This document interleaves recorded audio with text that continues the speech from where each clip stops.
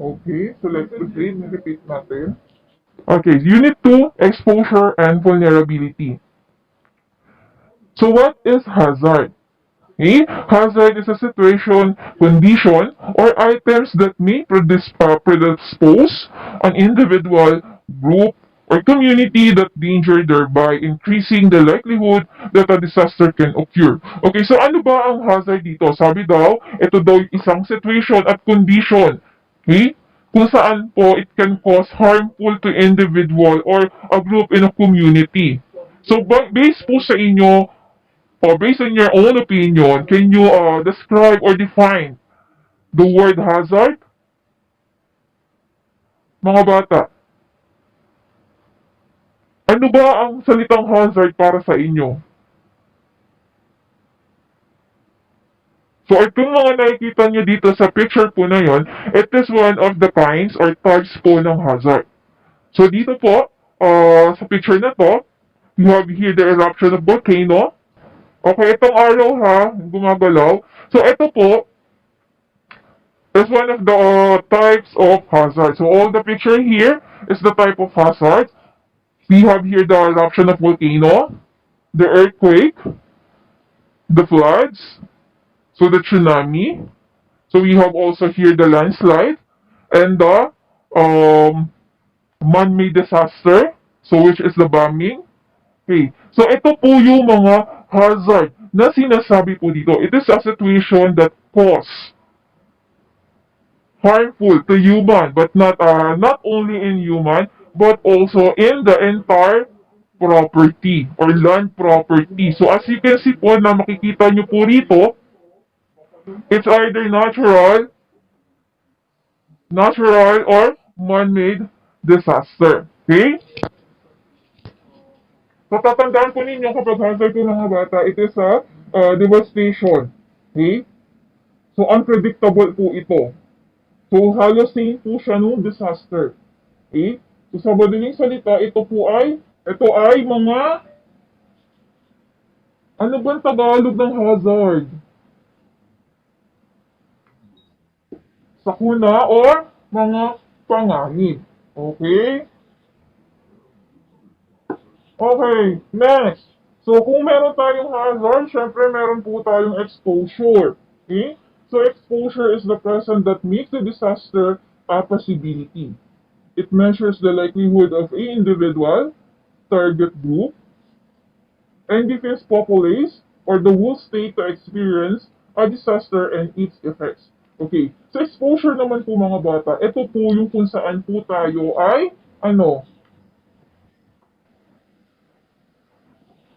expose po tayo sa mga mapapanganib na lugar o posibleng mga disaster na tumama. Okay, for like example po dito sa first picture, ano nakikita niyo dyan? Volcano.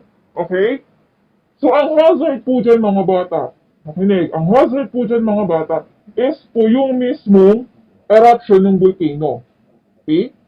So, ang exposure po dyan mga bata, yung mga nakatira po within the danger zone po ng volcano or the volcano zone. Okay?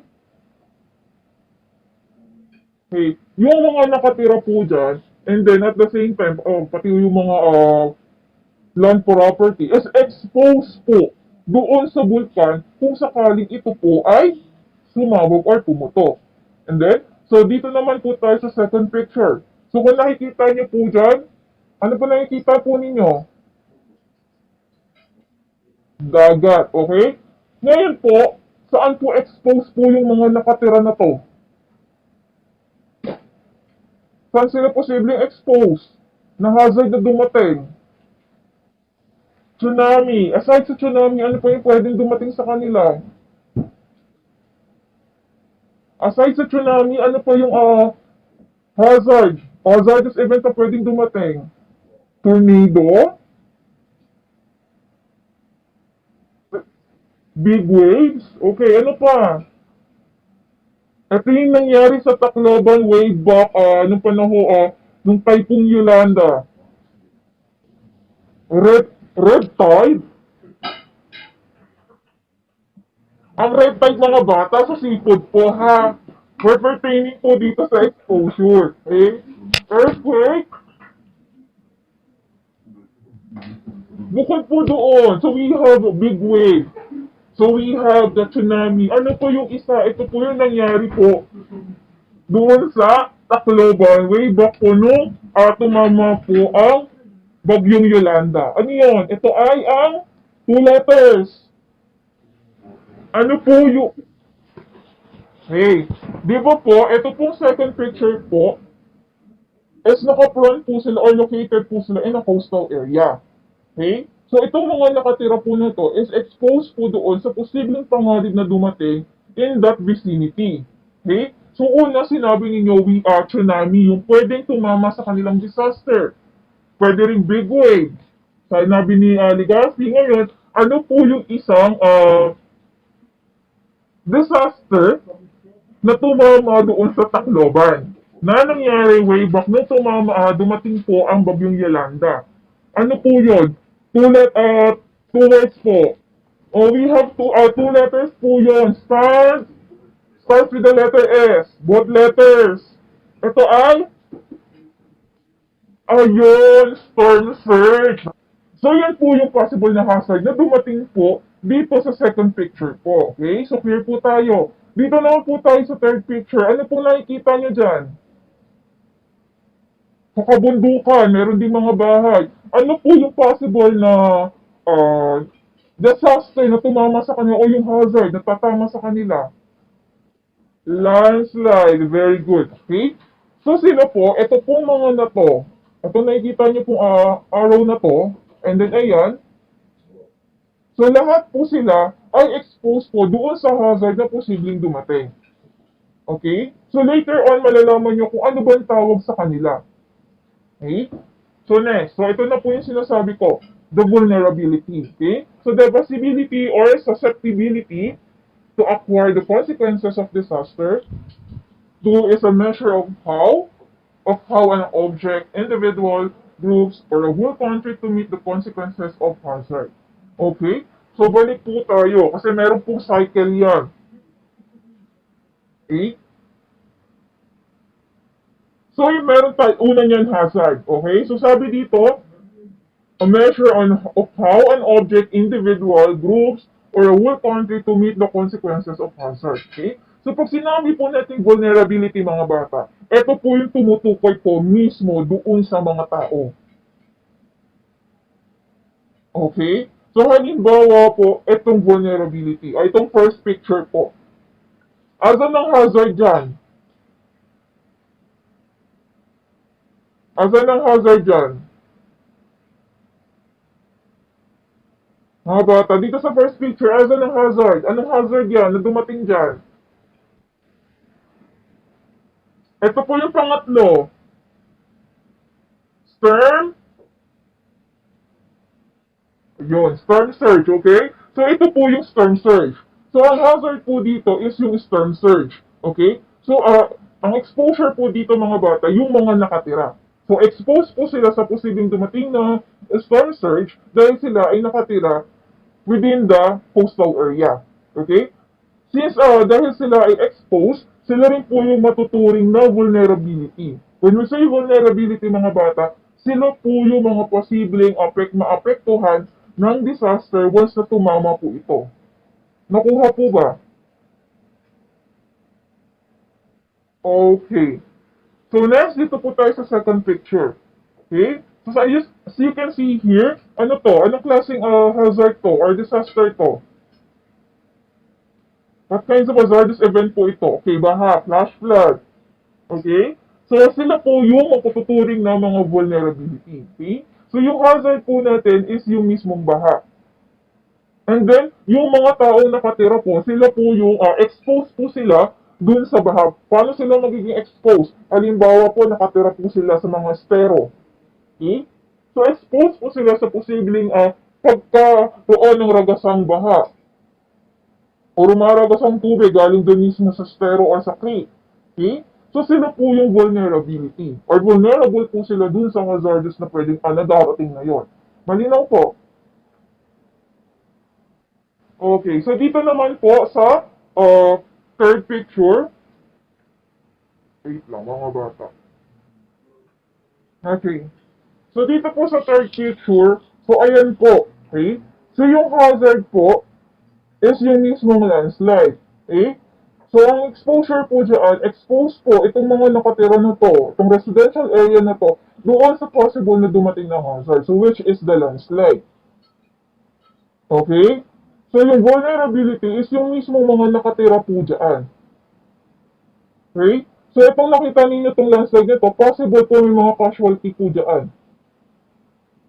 Okay? Malinaw po ba?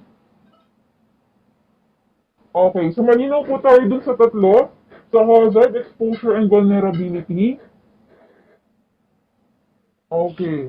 So let's proceed to the types of vulnerability. So we have the types of vulnerability. So what are those? So first, we have the physical vulnerability. Okay. Okay. So physical vulnerability mga bata, from the word itself, physical. Okay? So ito po yung pertaining po doon sa physical property na meron po yung isang lugar. Okay? So ano po ito? So we have here the physical vulnerability exposed to various hazards. So number one, essential facilities. Okay? So ito po yung mga facilities kung saan po vulnerable sila na posibleng masira once po na yung isang disaster po ay tumama sa atin. Okay? So the first one is the educational facilities. So paano? Bakit kaya? For the medical and healthcare facilities, so nandyan din po ang emergency response facilities, ang government offices, recreational or tourist facilities, place of worship, banks and financial center, market and shopping center, and cemeteries. Okay? So dito, i-relay natin dito yung nangyayari sa atin, which is yung pandemic. Si pandemic po is a type of disaster. Okay? So, health disaster po siya. Okay? Dito po mga bata, sa essential facilities po, kung papansinin po ninyo, ang lahat po ng ito ay apektado during this pandemic. Bakit? Bakit sila apektado? Mga bata, bakit po sila apektado? I repeat, ulitin ko po ha, itong disaster po natin na nararanasan ngayon is the pandemic. Okay? So, this essential facilities po is vulnerable po. Okay? So, vulnerable po sila doon sa exposure po doon sa pandemic. Okay? So, bakit po itong nandito? So, we have the educational facilities, medical healthcare facilities, emergency response facilities, government offices, recreational and tourist facilities, place of worship, banks and financial centers, market and shopping centers, and cemeteries. Bakit po? Bakit kaya sa tingin ninyo kabilang sila sa physical vulnerability?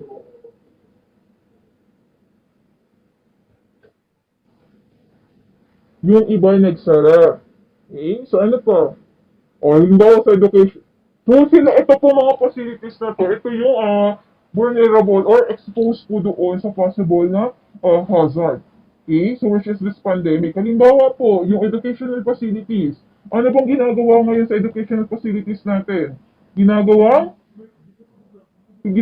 quarantine facilities area. Okay? Doon sa medical and healthcare facilities natin. So, halos lahat po ng ating mga hospital and clinic ay, ano na,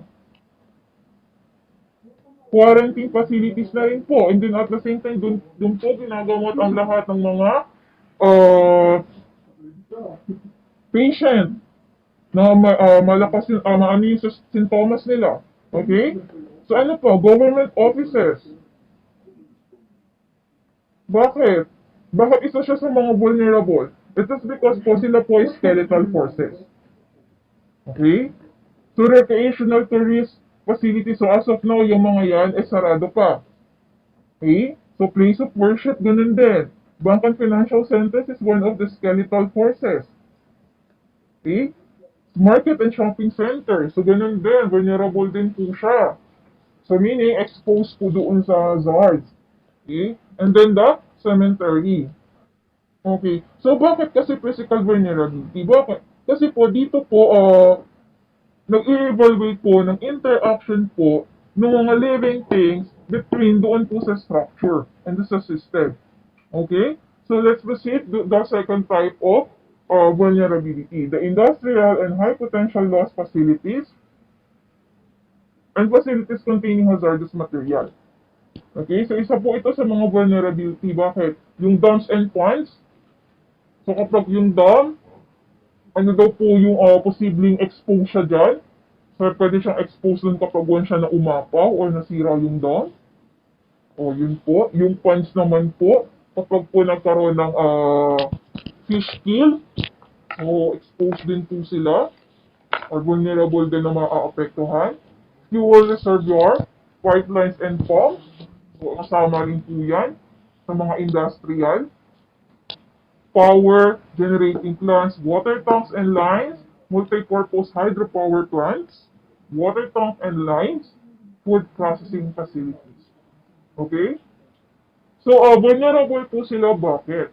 Kasi, ito po yung mga some of these facilities are containing hazardous material. So, ibig sabihin po, iilan sa kanila is meron o nagtataglay ng mga hazardous na chemical. O meron silang mga hazardous chemical component. Okay? Malinaw po ba?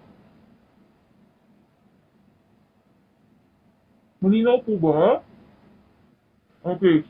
Siyempre, nandiyan din po ang transportation and communication lifelines. Highway, bridges, railway, trucks and tunnels, bus facilities, port and harbor facilities, airport facilities, and runways.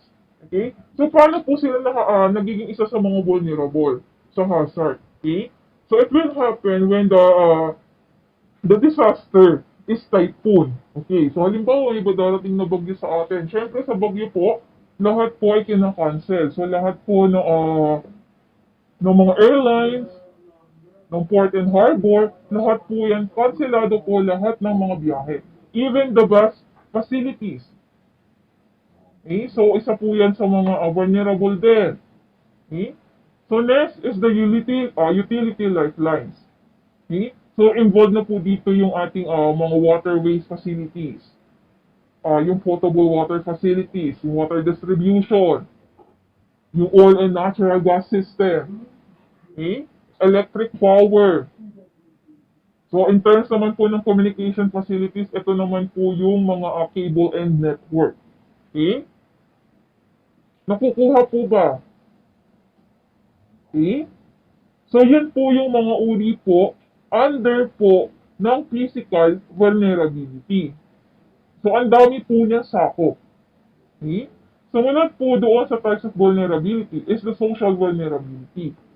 So, ano po meron dito? It relates to the inability of individual or even group of people to withstand or tolerate the impacts of disaster in relation to their inherent characteristics.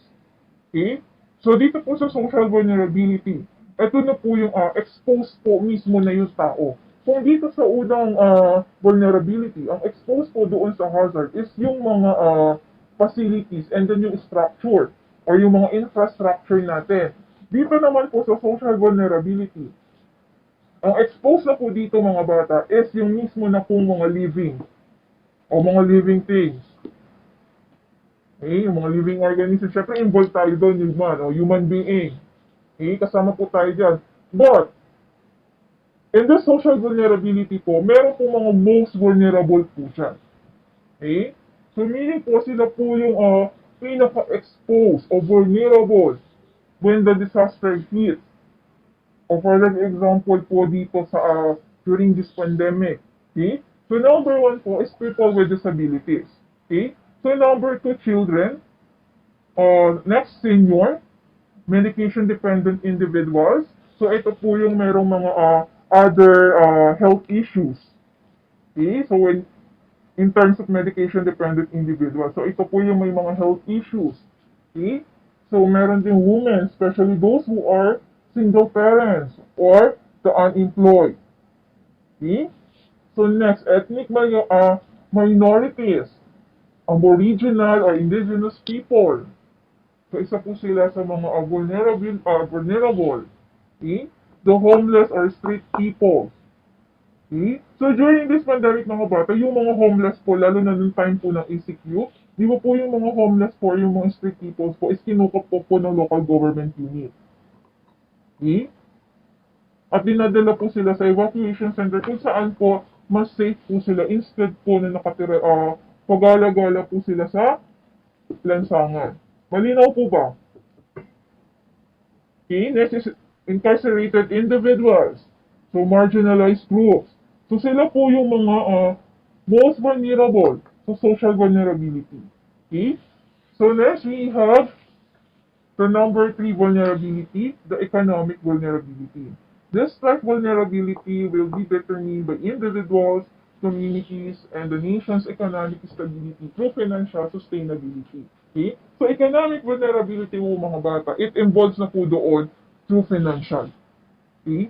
So, dito po sa atin, sa nararanasan po natin ngayon, ang pinaka-isa po sa problema ng national government is yung fund. Or let's say, yung ekonomiya po ng ating bansa. Bakit? So what will happen if our economy is bumagsak o yung ating gross domestic product o yung GDP natin? What will happen? Kung sakali po yung ekonomiya natin o yung this pandemic is magpatuloy na magpatuloy, and then yung ekonomiya natin ay bumagsak. Ano kayang possible na posibleng mangyari? Siyempre, basta bumagsak yung economy, wala nang pakukuhaan na ng pondo yung national government. So wala na po silang maibibigay na tulong doon sa mamamayan, sa citizen po. Especially po for those people na nawalan ng trabaho. Eh? Nakikinig pa po ba, mga bata? Okay. So last po na vulnerability is the environmental vulnerability. Okay? So it refers to the judicious use and protection of natural resources. So ito naman po involved na po dito yung mga property po, land property. Okay? So once po na nagkaroon ng bagyo, halimbawa po sa Tubataha Reef, okay? So sabi magkakaroon daw ng tsunami sa Tubataha Reef. So ano kaya yung possible na pwedeng mangyari doon sa mga reef na nandoon? Ano po kaya posibleng mangyari? Sa mga reef, once po na, o sa mga coral reef, once po na tumamay daw yung tsunami doon. Ano po? Okay, masisira. Okay? Ano pa? O halimbawa po yung Mayon Volcano. So alam niyo po yung Kasagwa Ruins? Kasagwa sir, no? Kasagwa. Kasagawa. Pagsawa. Ayun, Pagsawa Ruins. Okay? So si Pagsawa Ruins po, isa pong church. Okay? So pero po, once na sumabog po or nag-erupt po yung Mayon Volcano, so yung maliit na portion na lang po niya yung natira. Okay? Malinaw po ba? So environmental vulnerability mga bata, ito po yung times kung saan po yung mismong mga environment po natin is nasisira na po due to the disaster. Okay? So halimbawa po, merong super typhoon na dumating. So, pwede pong masira yung ating mga property, yung ating kalikasan. Okay? So next, anyway, so let's proceed to the unit 3, the concept of hazard. Kung kanina po, diniscuss po natin kung ano po yung ibig sabihin po ng hazard, exposure, and vulnerability. Okay? So this time naman po sa unit 3 na to, pag-aaralan naman po natin yung concept of hazard. Ano bang meron sa concept of hazard? Or what is hazard anyway? Okay? So hazard is defined as a source of danger. So ito po yung pinagmumulan ng panganib doon sa mga tao or doon sa mga property or even the animals. Okay? So in danger or something that may cause injury or harm, it can be both natural or human induced. Kapag natural, syempre involves po dito ang kalikasan. And then pag human naman po, man-made po yung mga disaster. So, last meeting, diniscuss natin kung ano yung types ng disaster, di ba? Meron tayong natural and meron tayong man-made. Okay? So, dito po sa hazard, even natural or human po, ang may pwedeng isalari o gumawa o maging dahilan ng pagkakaroon ng disaster. Okay? So, the term hazard and risk are often used interchangeable or interchangeably. However, in terms of risk assessment, they vary distinct terms.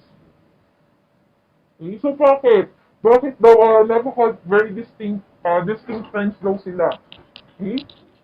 So, it is because hazard is any agent that can cause harm or damage. Okay? So, yun po daw yung hazard. But in terms naman po ng risk, is defined as the probability that exposure to a hazard. Okay? So, pansinin po ninyo yung differentiate po doon sa meaning nila. Si hazard po, ito daw po yung nagiging dahilan ng damage or ng harm sa human properties or the environment. Pero pagdating po kayo ng risk, okay, so probability lang po siya. Okay? Possible exposure po. So, posible po tamaan o yung mga consequence na posibleng mangyari once po na yung isang yung human property or environment is na-expose po doon sa hazard. Nakuha po ba? Okay.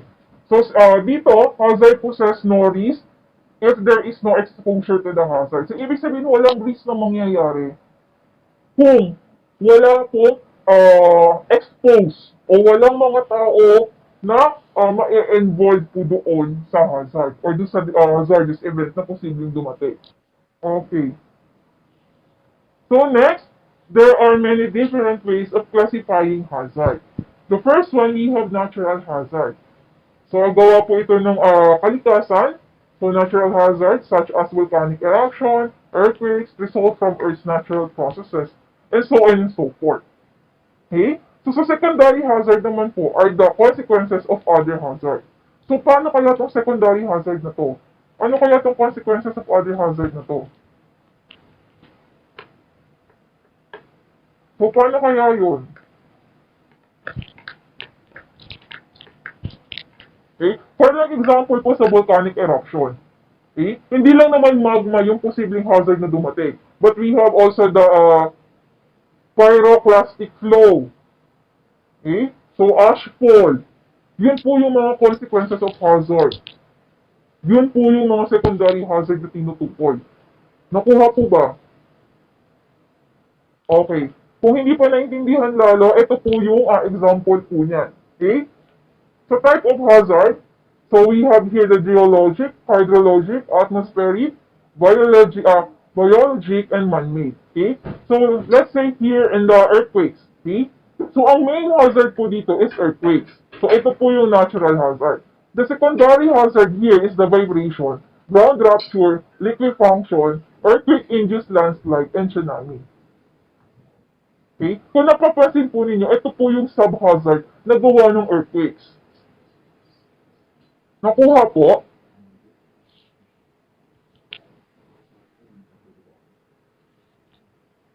Wait lang mga bata. Okay.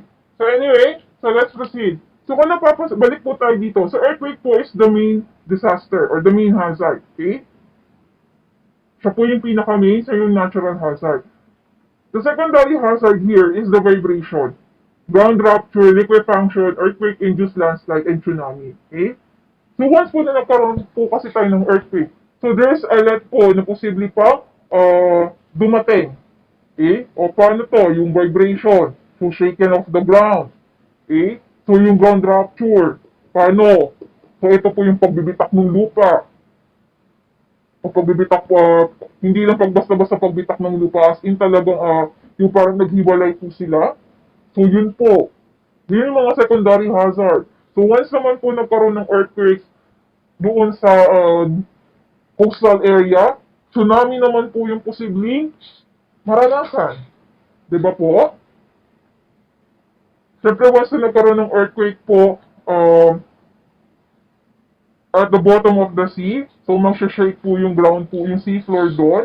Yun po yung magiging cause ng tsunami. Okay? So, we have here also the volcanic eruption. Ito yung sinasabi ko kanina. The natural hazard here is the volcanic eruption. But the secondary hazard is ito po yung isa sa mga, or ito yung nagiging dahilan, or isa po sa mga nilalabas po ng volcanic eruption, o ng vulkan. Una yung lava flow. Okay? So, volcanic gas. Pyroclastic flow, tetrafall, lahar, volcanic debris, and avalanche. Okay? So, yan po mga yan is yung secondary hazard po, ng natural hazard ng volcanic eruption. Malinaw po ba? Okay. So, next, rainfall-induced landslide.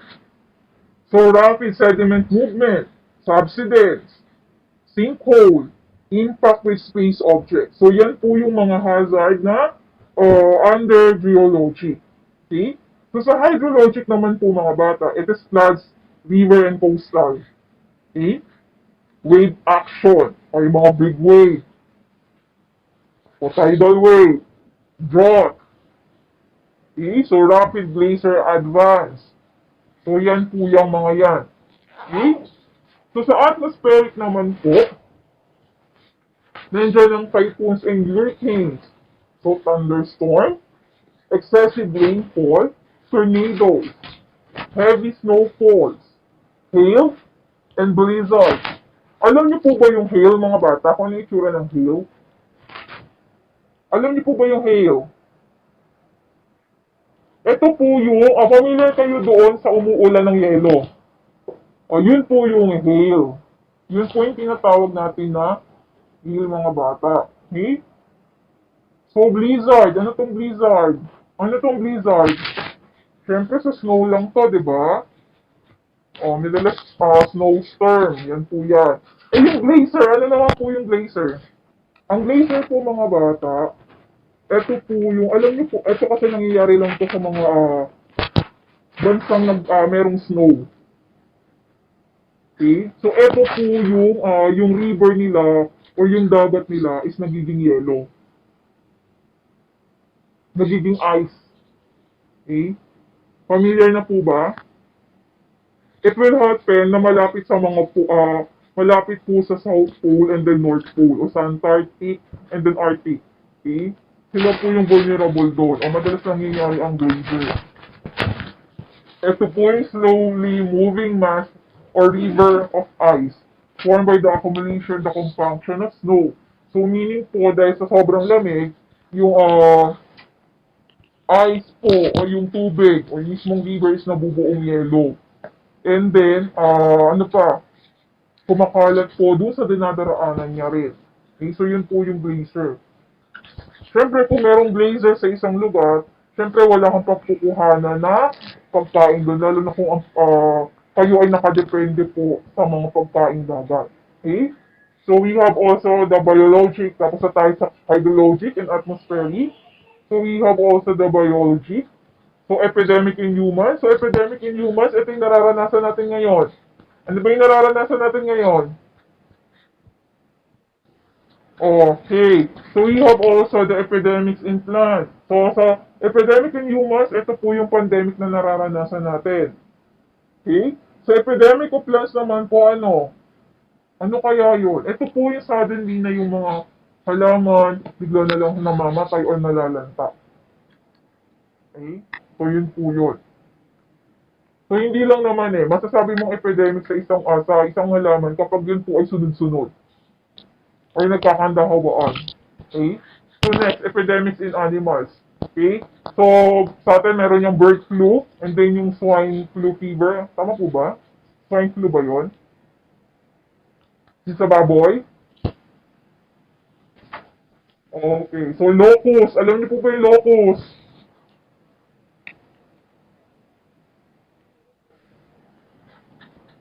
Ito yung barang. Sa barang ata sa Tagalog nito. Yung namemeste po ng mga palayan. So, I heard na to barang nga yung Tagalog nito. Yung parang malalaking mga tipaklong. Pero hindi siya tipaklong ha. So ito nangyari po yan sa Africa. Okay? So next, sa man-made naman, we have the transport accidents. So isa po siya sa mga hazard. So industrial explosion and fires, yung mga pagkasunog. Accidental release of toxic chemicals.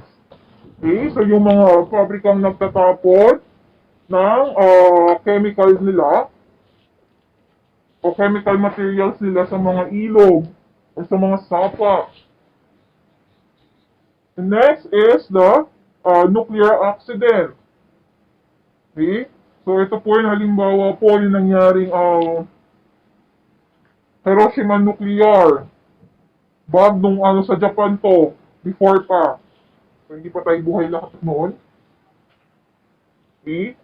So yung collapse of public buildings. So weapons of mass destruction. So yan po yung mga man-made hazard or man-made disaster. Okay? So next is the University of the Philippines Nationwide Operational Assessment of Hazard or UP NOAA. So anong meron dito sa UP NOAA na to? Okay? So what do you think kaya? Anong meron sa UP NOAA na to? Okay? So ito po yung agency po mga bata kung saan po sila po yung nag-aaral o nagkakandak po ng research about the hazard. And then nagpo-provide din po sila or naglalabas din po sila ng mga information kung ano ba yung mga probability na pwedeng mangyari. Okay, so kung napapansin niyo po in this pandemic po, so si UP po, di ba po, naririnig niyo sa mga balita, nagbibigay sila ng mga data about do sa COVID-19, sa status na meron sa atin. It is because po, pinag-aaralan po nila or sila po mismo yung nag-aaral in terms of hazard.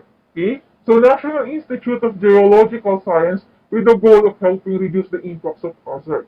Okay? So, ito pong dalawang agency na to mga bata. Ang goal po nila is to reduce o mabawasan po yung posibleng epekto po ng hazard.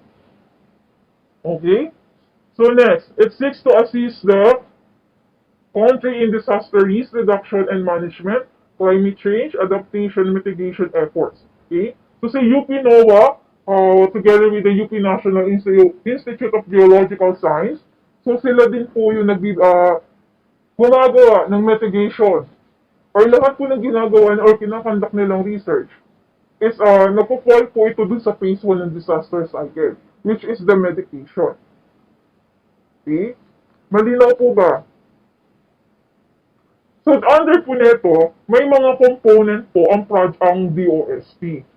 So, itong 9 component na to, na project ng DOST, sila po yung mga warning agency po na tumutulong po para magbigay ng information, magbigay ng precautionary measures, magbigay ng knowledge, or magbigay ng warning doon sa mga constituent na posibleng once po na yung disaster is dumating. Okay? So kapag po, halimbawa yung Taal Volcano, di ba po nagkakaroon lagi ng seminar, ng pangalan nito, ang tawag doon?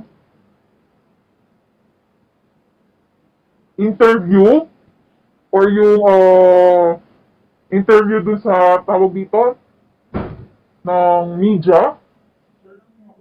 Alam niyo ba yung pinaka-term doon? Nakalimutan ko kasi yung term eh.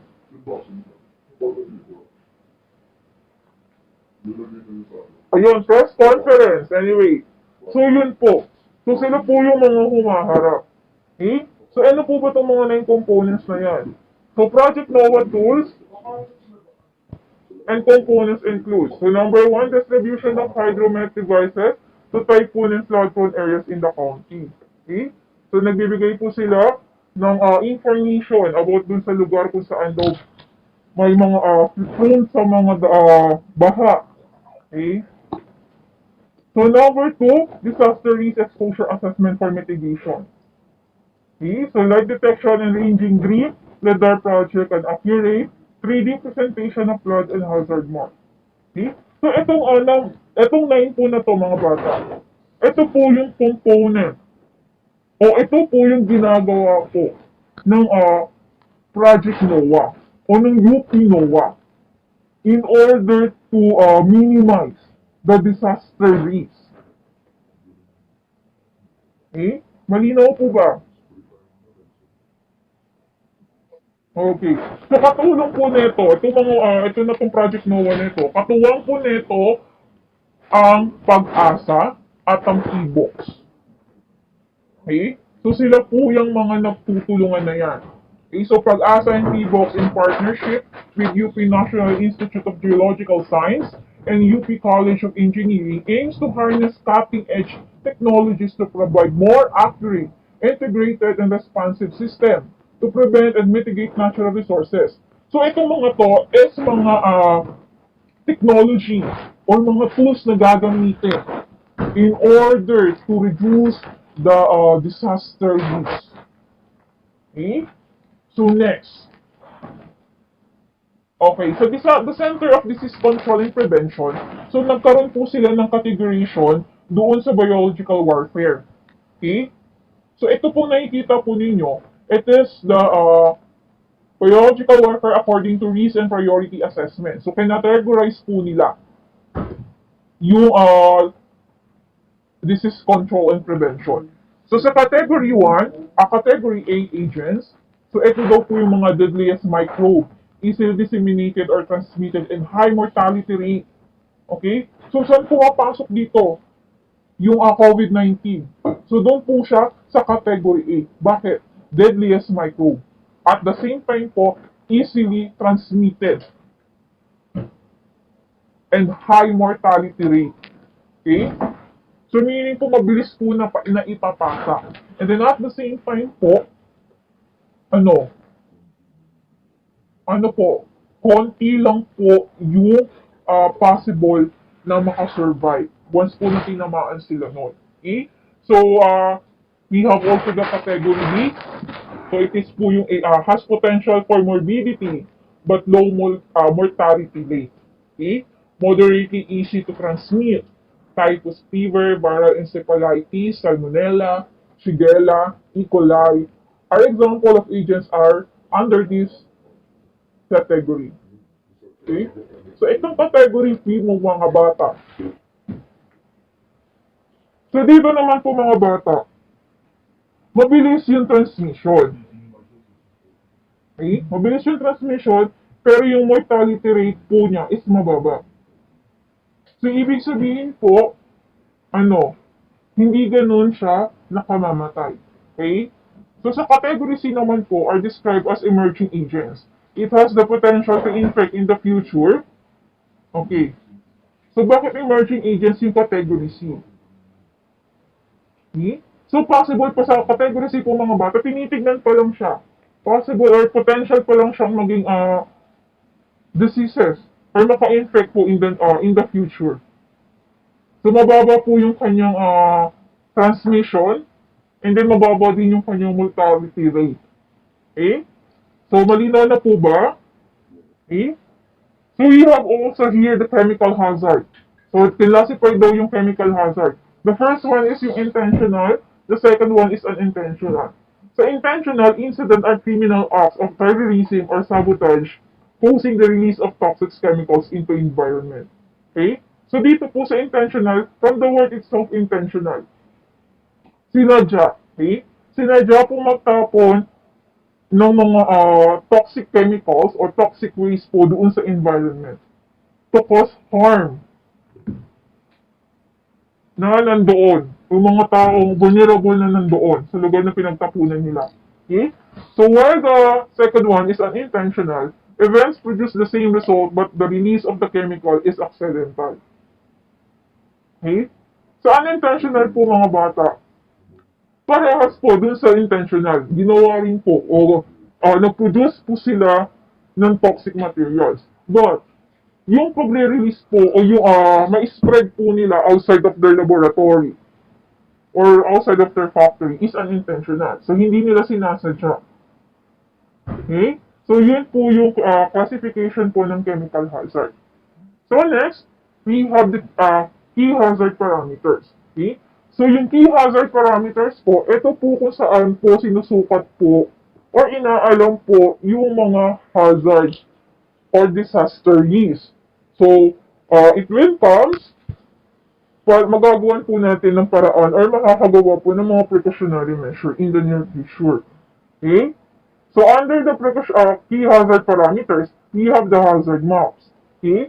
Hazard map is quite useful in communicating vital inform about the spatial variation of size and potential intensity of a particular hazard. The example po na hazard map is ito po. Okay? Kung napapansin po ninyo, may liquid function potential po. Okay? So when we say liquid function po, ito po yung paglambot ng lupa. So meron po ditong bicolor na nire-rate po doon yung liquid function potential. Liquid function po is one of the hazard events. Okay? So sa low po, nakikita niyo po dito si Valenzuela is mababa daw ang pagkakaroon ng liquid function. So with the use of hazard map, malalaman natin kung exposed ba tayo doon sa hazard na posibleng dumating. Okay? So ang pinakamataas daw ng liquid function is yung Manila.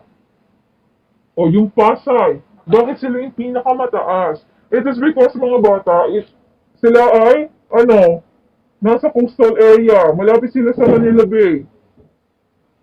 Mostly of their places or their barangays is nasa front po ng Manila Bay. Eh kung napapansin po ninyo yung liquid function po o yung red color po, is laging nandun po sa mga borders o sa borderline. Doon sa bawat borderline na yon, may makikita po kayo mga blue. So, which represent po sa water area. Malinaw po ba? Nasusundan pa po ba ako? Okay, so ito po yung hazard map ha. So next po is Richter magnitude scale. Measure the amount of seismic energy released in an earthquake. Okay, so ito po yung equipment para po ma-measure po kung gaano daw po ba pataas yung magnitude level po ng earthquake. Okay? So ginagamit din to doon sa volcanic. Ito naman volcanic explosivity index. Minomeasure naman po dito kung gaano daw po kalakas yung explosive na gagawin ng isang volcano. Kung gaano kalakas. So kapag ganyan po nangyayari mga bata, napakahalaga po na i-record po lahat ng data. Bakit? Ito po kasi magsisilbing reference mo in the near future. Okay? So kung babalikan natin nga yung disaster cycle, di ba po after po ng disaster, babalik po siya, or after ng recovery, babalik ulit siya kay mitigation sa pagpaplano. So yan po yung mga purpose po ng mga key hazard parameters na yan. Okay? So, balikan ulit natin. Kung sinabi natin Richter magnitude scale, siya po yung nagme-measure po doon sa magnitude level na meron po or ilalabas ng ng earthquake or ng volcanic earthquake. Okay? Sa volcanic explosivity index naman po, ang mini-measure naman po dito is yung explosiveness po ng volcano. Kung gaano kalakas yung pagsabog na kanyang ilalabas on that day or the period of time. Okay? So, speed onset naman po is among the most important aspect of hazard. Bakit po ang speed onset? Okay? Ang speed onset po mga bata, ito po, ay tumutukoy po ito doon sa bilis o yung period of time po ng pangyayari ng isang disaster. Okay? For example po yung undoy. Gano'n lang ba tinagal ng undoy? So, hindi siya tumagal ng isang buong araw. Pero right after nun, grabe po yung binigay niyang problema, di ba po? So, ang daming namatay ng mga panahon na yon. In a short period of time. Okay? So, yun po yung importante at yun din po yung ginagawang pag-aaral ng mga disaster risk agency. Okay? So, next, we have the hazard assessment is the process of estimating for defined areas. Okay, so dito naman po ina-estimate na daw po natin o yung mga disaster risk agency ina-estimate nila kung anong mga area daw po yung possible na tamaan. Okay? So next, risk assessment involves both the assessment of hazard from a specific point of view and the socio-economic impacts of hazardous events. Okay? So dito sa hazard assessment, tinitignan po nila kung ano ba yung mga damages na posibleng mangyari during the disaster. While the risk assessment naman po, eto po, dito naman po tinitignan kung ano or sino o magkano yung magiging epekto nung bagyo na or nung disaster na yon. Okay? Next, in terms naman po ng hazard mapping, meron po tayong iba't ibang uri ng pagmamap ng hazard. Okay? So hazard mapping is the process of identifying the spatial variation of hazard events. Bakit napaka-importante ng hazard mapping? Kasi po mga bata, dito po kasi malalaman or makikita po kung ano bang lugar or anong area po ba yung pinaka-exposed dun sa hazard. On that part po kasi, kailangan nilang malaman yan or dapat na makagawa ng hazard map in order po na alam po ng disaster risk offices or agency kung ano po yung precautionary measure na gagawin nila. Okay? So hazard map is quite useful in communicating vital information about the spatial variation of size and potential intensity of particular hazards.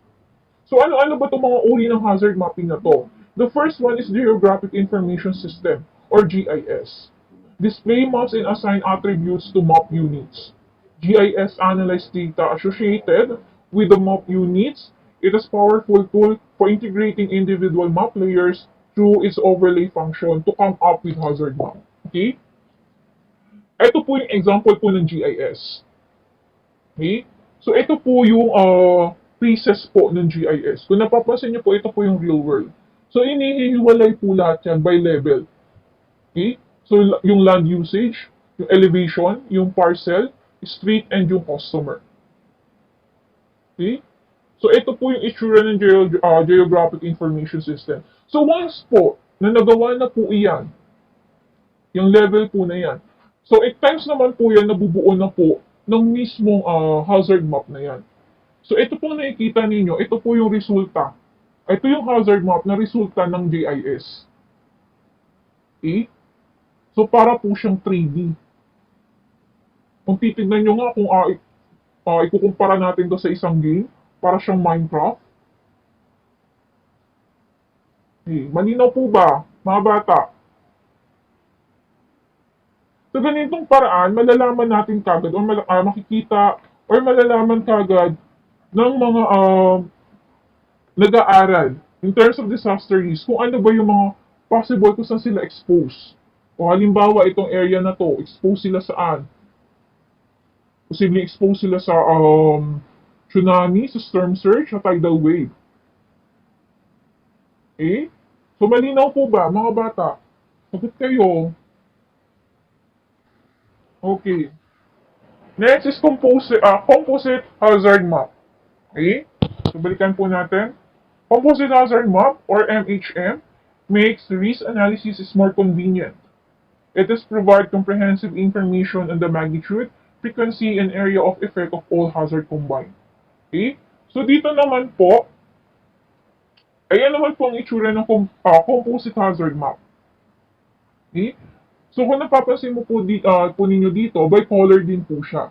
So dito po nakadefine po dito yung mga degree intensity po ng earthquake. Okay? So ayan po siya. So ito po kasi yung composite hazard map ng seismic, volcanic, and tropical storm risk. So pangkalahatan na po siya. Okay? So dito po yung sa typhoon, and then yung nakikita ninyong ibang color po, para po yun sa seismic or sa volcanic, and then para po doon sa earthquake. So may mga legend pong nakikita ninyo. Okay. So dito po sa composite hazard map po, may mga legend po yan. Okay? So sa region boundary, so ayan po yung boundary po ng bawat region. Okay? So next po, international boundary. So meron din. Meron po siyang mga legend. So dito po yung guide, masusundan niyo yung guide. So volcano. Okay? So dito niyo malalaman yung mga vulkan dyan. Kung saan po, malalaman nyo kaagad na exposed po yung lugar na yon to sa possible na magkaroon man ng volcanic eruption. Okay?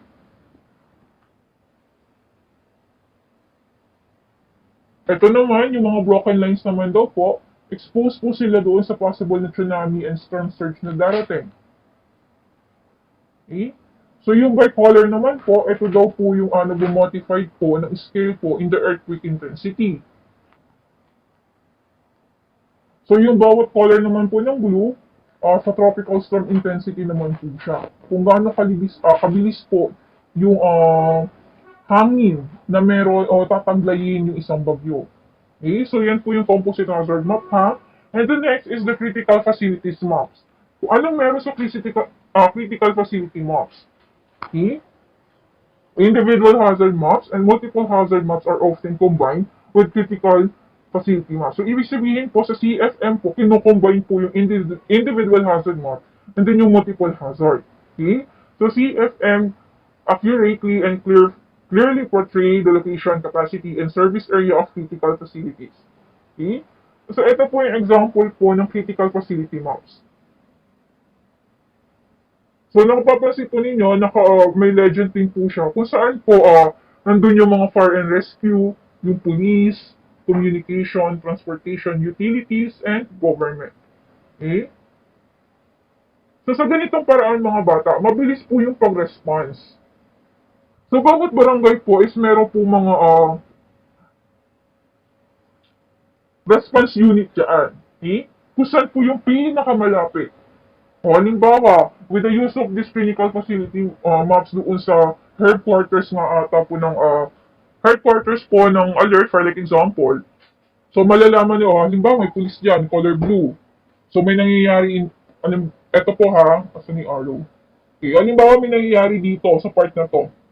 So, dito malalaman nung doon sa main office or doon sa alert center, if ever, na meron pong police. Okay? So, meron pong malapit doon sa pangyayari na yon, which is madaling makakaresponde yung police. Kasi per area na po yung tatawagan o yung kukontakin. Malinaw po. Okay. Thank you. Anyway, naka-record naman to. So, kapag basta na i-post ko na to sa group page, pwede nyo balik-balikan yung lesson. Okay?